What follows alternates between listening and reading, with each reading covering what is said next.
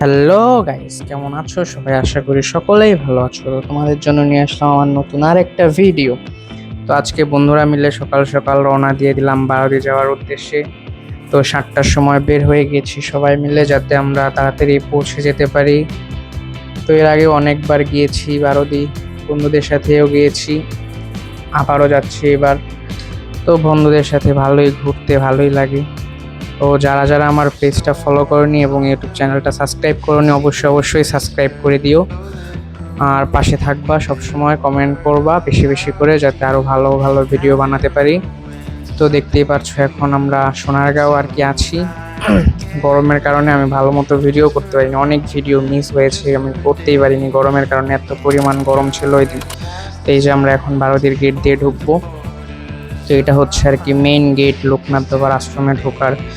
তো আমরা এর আগে যখন গিয়েছিলাম তখন এত ভিড় ছিল না, তবে এইবার আমরা গিয়েছি এত পরিমাণে ভিড় ছিল কি বলবো। আর যে গরমটা পড়েছিল ওই দিন, কিছু বলার নাই, গরমে আর ভিড়ে তো অস্থির হয়ে গিয়েছিলাম। তাই ঠিকভাবে আমি সম্পূর্ণ ভিডিওটা করতে পারিনি, মন্দিরের অনেক জায়গার ভিডিও। তো এই যে এখন আমরা আর কি পূজা দিতে ডেকেছিলাম, পূজা দিয়ে বের হয়ে টোকেন কাটছি, মানে খাওয়ার জন্য টিকিট নিয়েছি, ওইখান থেকে আরও অনেক প্যারা খেতে হয়েছে এবার। তো এইটা হচ্ছে আর কি কবুতর, এখানে অনেক কবুতর আছে, আর ওই অনেক সুন্দর জায়গাটা। তো এই যে এখানে আর কি প্রসাদ দিচ্ছিল, আমরাও প্রসাদ নিয়ে খাওয়া দাওয়া করব। তো প্রসাদে ছিল ভাত, আলু সিদ্ধ, ডাল। তো এখানকার প্রসাদটাও খুবই ভালো হয়।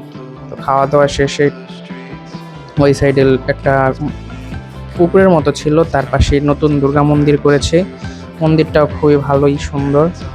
তো ভবিষ্যতে আবারও যাওয়ার ইচ্ছা আছে। তো আজকে বেশি বড় করব না ভিডিওটা, এই পর্যন্তই, টাটা।